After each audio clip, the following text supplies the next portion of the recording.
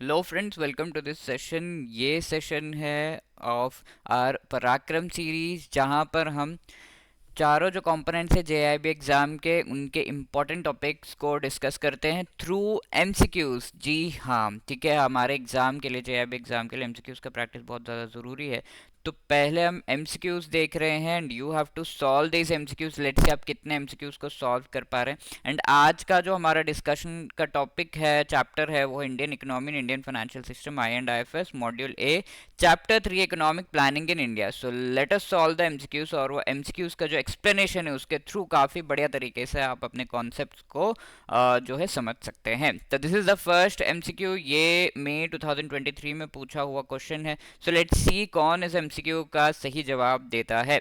Okay, which among the following sources of funds available for funding economic planning in India contributes the most. ठीक है, economic plan जो होते हैं India में, उनको फंड्स की रिक्वायरमेंट होती है। जो भी प्लान है उसे इंप्लीमेंट करना है तो मनी का रिक्वायरमेंट होगा। तो ये मनी सबसे ज़्यादा कौन से सोर्स से आ रहा है? Is it domestic budgetary sources, deficit financing, foreign assistance, या नॉन टैक्स रेवेन्यू? तो domestic budgetary sources are all the incomes जो गवर्नमेंट को होते हैं फ्रॉम डिफरेंट सोर्सेज। टैक्स हो गया, फीस हो गया, everything, all of these domestic budgetary sources हो गए। और ये मनी यूज होता है इन द इकोनॉमिक प्लानिंग को इम्प्लीमेंट करने के लिए।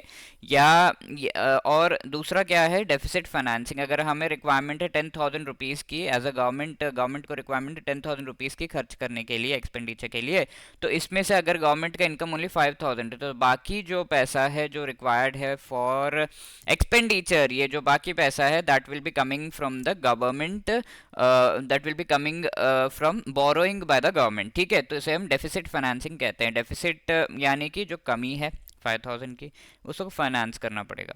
फॉरेन असिस्टेंस, बाहर कंट्री से पैसा आ रहा है, उसको यूज़ कर रहे हैं। या नॉन टैक्स रेवेन्यू, यानी कि जो फीस है, फाइन्स है, डिफरेंट काइंड्स ऑफ पेमेंट्स है जो गवर्नमेंट को किए जाते हैं by the people, by the companies, by the foreign countries, तो वो सब। ठीक है, तो मेनली सबसे ज़्यादा जो फंड्स आते हैं that is from the domestic budgetary sources, यानी कि जो इनकम है गवर्नमेंट का, उससे आता है। टैक्स हो, नॉन टैक्स रेवेन्यू, उससे मेनली आता है। So A is the right answer. So let us try to understand. Economic planning के मेन ऑब्जेक्टिव्स होते हैं इकोनॉमिक ग्रोथ हो गया इंडिया में, पॉवर्टी को कम करना, एम्प्लॉयमेंट जनरेट करना, सोशल जस्टिस, यानी कि सभी को सारे रिसोर्सेज का एक्सेस मिले, everybody is equally treated, inequalities जो है वो कम हो जाए, सेल्फ रिलायंट इकोनॉमी, जहाँ पर हम अपना खुद का food production and all the resources जो रिक्वायर्ड है for growth of the economy, वो सब हम प्रोड्यूस कर पा रहे हैं। मॉडर्नाइजेशन। अब टाइप्स क्या है इकोनॉमिक प्लानिंग के?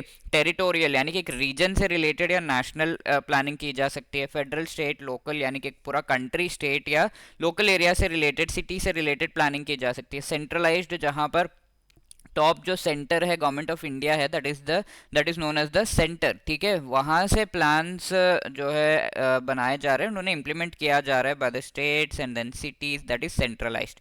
अब कई बार ऐसा होता है कि सारे सिटीज से पूछ रहे हैं कि कैसा प्लानिंग होना चाहिए, स्टेट से पूछ रहे हैं, एंड वो सारे एडवाइस के बेसिस पर गवर्नमेंट ऑफ इंडिया डिसाइड करेगी कि कैसा प्लानिंग होना चाहिए। तो पार्टिसिपेशन के बेसिस पर सेंट्रलाइज्ड एंड डिसेंट्रलाइज्ड। टेम्पोरल, यानी कि टाइम पीरियड के बेसिस पर लॉन्ग टर्म, शॉर्ट टर्म, ऐसा हो सकता है। पर्सपेक्टिव, यानी कि किसी एक सेक्टर से रिलेटेड प्लानिंग हो सकती है। स्पेशियल, यानी कि ज्योग्राफी से रिलेटेड प्लानिंग हो सकती है। गवर्नमेंट का रोल किस तरीके का है, गवर्नमेंट जो है बहुत ज़्यादा इंटरफियर कर रहा है कि हाँ, प्राइवेट सेक्टर आपको ऐसे करना है, ऐसे करना है, ऐसे करना है, that is one type which is called imperative. कई बार ऐसा होता है गवर्नमेंट इंटरफियर ही नहीं कर रहा, दैट इज कॉल्ड इंडिकेटिव। ठीक है, आप ये ऑप्शन है आपके पास, you can do whatever you wish. कोई दिक्कत होगी तो you can tell us, that is indicative planning. ठीक है, अब रिसोर्सेज जो है, डोमेस्टिक बजट रिसोर्सेज, ये सबसे ज्यादा कंट्रीब्यूट करते हैं। बजट रिसोर्सेज है टैक्स, नॉन टैक्स मनी जो गवर्नमेंट ऑफ इंडिया को मिल रहा है। Apart from the deficit financing, जो भी कमी है, पैसों की गवर्नमेंट को रिक्वायरमेंट है, तो वो बोरो करते हैं, या तो डिफरेंट कंट्रीज से, स्टेट से, डिफरेंट प्राइवेट सेक्टर से, या आरबीआई से, फॉरेन कंट्री से भी पैसा आता है। That was the first question. अब second question, the term Hindu rate of growth was coined by. ठीक है, हिंदू रेट ऑफ ग्रोथ, ये जो टर्म है, ये किसने कॉइन की है, यानी कि ये टर्म कौन लेकर आया है into existence in India with respect to Indian economy में? 2023 का ये क्वेश्चन है। प्रोफेसर राज कृष्णन, अमर्त्य सेन, जगदीश भगवती, कौशिक बसु। ठीक है, तो please pause the video and try to answer this question. Yes, the correct answer is Professor Raj Krishnan. A is the right answer. Let us see the background. थोड़ा सा economic planning जो India में किया गया है 5 year plans के बारे में डिस्कस कर लेते हैं. सबसे पहला प्लान आया था 1951 में, हैरोल्ड डोमर मॉडल, यानी कि हम इन्वेस्ट करेंगे, फिर फोकस एक पर्टिकुलर एरिया पे रहेगा एंड उससे रिजल्ट्स आएंगे, ऐसे करके हमारा था 51 टू 56. फोकस हमारा इनिशियली एग्रीकल्चर पे था. देन हैवी इंडस्ट्रियलाइजेशन का फोकस था सेकेंड 5 ईयर प्लान में. नेहरू महलनोबिस प्लान इसे कह रहे हैं. महलनोबिस इज इंडिया के स्टैटिस्टिशियन माने जाते हैं, father of statistics in India. ठीक है, तो इन दोनों के नेतृत्व में ये किया गया था. Self reliant economy third 5 year plan का मेन एम था 61 टू 66. बट 61 टू 66 के बीच 2 वॉर्स हुए थे इंडिया के, 2 लड़ाइयाँ हुई थी. तो हम 5 ईयर्स का प्लान नहीं लेकर आए, हम रोलिंग प्लान लेकर आते, ओनली 1 ईयर का प्लान कि इतनी लड़ाई हो गई, ये हो गया, तो we can not plan for 5 years. 1966 से 67, 67 से 68, 8 से 9, इस तरीके से 3 रोलिंग प्लान हम लेकर आए. बिकॉज वॉर्स हुए थे, इंडो पाकिस्तान वॉर 65 में एंड चाइना वॉर 62 में. इससे क्या हुआ था, फूड एंड वाटर की शॉर्टेज भी इंडिया में हो गई थी, तो we could not go for that, so we went for a plan holiday. Okay, तो मिस्टर बीन हॉलीडे पे हैं, इस तरीके से आप याद रख सकते हैं कि हाँ, इस समय पर, इस टाइम पीरियड पर प्लान हॉलीडे था 1966 टू 69. अब फोर्थ 5 ईयर प्लान आता है ग्रोथ एंड सेल्फ रिलायंस का मेन एम लेकर 1969 टू 74. और यहाँ पर ये सारे प्लान उनको इम्प्लीमेंट करने के लिए प्लानिंग कमीशन नाम की एक बॉडी को, एक एंटिटी को बनाया गया था by the government of India. But वो जो रिसोर्सेज एलोकेट कर रहे हैं, फॉर एग्जांपल गोवा को 10 लाख रुपए दे दिए, यूपी को 5 लाख रुपए ही दिए, तो ये रिसोर्सेज सही तरीके से, सही जो है डिवीजन में एलोकेट नहीं किए जा रहे हैं. तो in that case what is going to happen, यहाँ पर इनके बीच जो है एक प्रॉपर फॉर्मूला नहीं है टू एलोकेट द रिसोर्सेज. तो that is why planning commission को हेल्प करने के लिए गदगिल जी को बुलाया गया था, डॉक्टर डी आर गदगिल. इन्होंने क्या किया, गदगिल फॉर्मूला लेकर आए ताकि प्रॉपर एलोकेशन हो सके. अब ये सारे ईयर्स जो हैं आप देख सकते हैं, जो हमारा अचीव्ड जीडीपी ग्रोथ रेट है वो 3.5 to 4% के आसपास ही रहा है. ओके, अब ये चीज चेंज हुई थी after the sixth 5 year plan 1980 के बाद. तो फिफ्थ 5 ईयर प्लान में इंदिरा गांधी जी का गरीबी हटाओ का नारा 74 टू 79, इस बीच गवर्नमेंट चेंज हो जाता है 78-80 के बीच में, फिर से टू वन सिंगल ईयर्स के प्लान, रोलिंग प्लान हम लेकर आते हैं.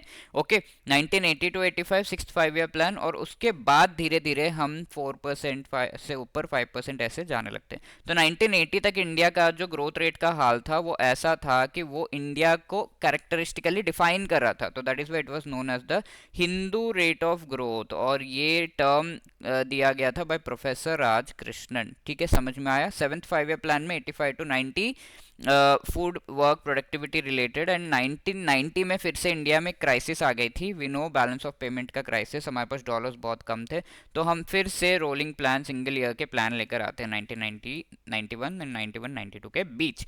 देन एथ 5 ईयर प्लान में ट्रेड ग्रोथ हुआ था, गदगिल मुखर्जी फॉर्मूला आया था. गदगिल फॉर्मूला को थोड़ा मॉडिफाई किया गया.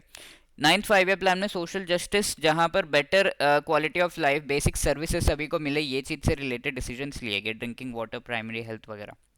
अब यहाँ पे ग्रोथ रेट देखिए काफ़ी 5.4, 6.8 ऐसे अच्छा ग्रोथ रेट हम अचीव करते हैं. 10th 5 ईयर प्लान में पहली बार मॉनिटरेबल टारगेट्स की, हम टारगेट जो सेट कर रहे हैं वो अचीव कर रहे हैं या नहीं, वो लेकर आया गया. 2002 to 7, 2007 to 12 11th inclusive growth, जहाँ पर सभी को इंक्लूड करते हुए हम आगे बढ़ रहे, इकोनॉमी, लिविंग कंडीशंस लोगों के, इक्वालिटी हो, एंड एनवायरनमेंट भी अच्छे तरीके से ग्रो करे. That was our aim. And last 5 year plan 2017 तक चला था. 12th 5 year plan faster, sustainable and more inclusive growth. अब इसके बाद आती है प्लानिंग कमीशन को हटाया, 5 ईयर प्लान बंद किया एंड नीति आयोग को लेकर आए, बिकॉज प्लानिंग कमीशन जो है उसका अप्रोच सही नहीं था. तो ये एक क्वेश्चन है अक्टूबर 2024 का. Which among the following is are the functions of NITI Aayog? To develop a shared vision of national development, priority sectors and strategies, active state participation. NITI Aayog actually state, centre, सारे जो डिस्ट्रिक्ट्स है, सिटीज़ है, एक्सपर्ट्स है, सभी का जो है एडवाइस लेकर गवर्नमेंट को पॉलिसी रिलेटेड एडवाइस करता है. So this is the main M, main function of NITI आयोग. प्रमोट कोऑपरेटिव फेडरलिज्म, यानी कि सारे स्टेट्स के बीच में कोऑपरेशन हो, फेडरलिज्म यानी कि स्टेट एंड सेंटर के बीच में भी हो.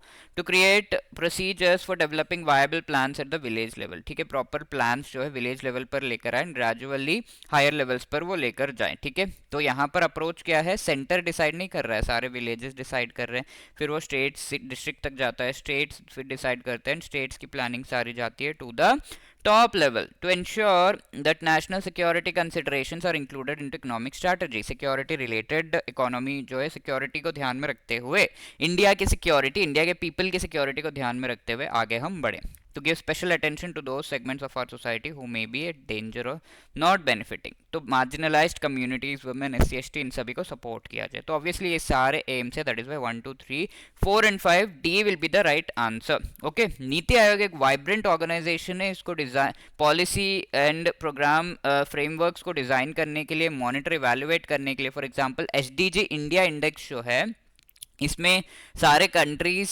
सारे स्टेट्स जो इंडिया में है वो किस तरीके से SDGs के गोल्स को अचीव करने के लिए स्टेप्स ले रहे हैं, इस चीज से रिलेटेड इंडेक्स है।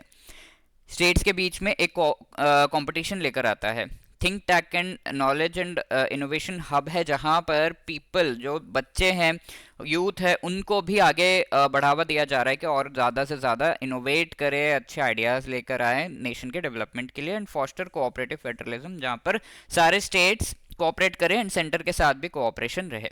Now this one more question, who among the following was the chairperson of NITI आयोग व्हेन इट वाज एस्टैब्लिश। जब वो एस्टैब्लिश हुआ था, चेयरपर्सन कौन था? इट इज प्राइम मिनिस्टर, ठीक है। तब से आज तक चेयरपर्सन जो हेड है नीति आयोग का वो प्राइम मिनिस्टर ही है।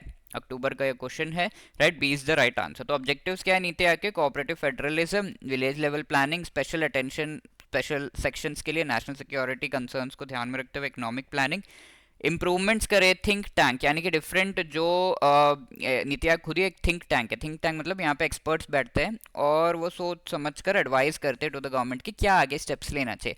ऐसे एक्सपर्ट्स के ग्रुप्स को थिंक टैंक्स कहा जाता है। डिफरेंट कंट्रीज में जो है उनके साथ कोलैबोरेट करना, youth and children and people को entrepreneurial knowledge innovation related support करना, जो भी इश्यूज है उन्हें रिजॉल्व करना, रिसर्च, टेक्नोलॉजी, कैपेसिटी डेवलपमेंट वगैरह से रिलेटेड आगे चीज़ों को बढ़ाना। अब नीति आयोग के चेयरपर्सन प्राइम मिनिस्टर हैं। एक गवर्निंग काउंसिल है जो टॉप डिसीजंस लेती है नीति आयोग की एंड आगे जो है पॉलिसी रिलेटेड हेल्प करती है, गवर्नमेंट को एडवाइस देती है, जिसमें सारे स्टेट्स के सीएम हैं, लेफ्टिनेंट गवर्नर्स यूनियन टेरिटरीज के। Regional council, like north east का अलग रीजनल काउंसिल होगा, ऐसा।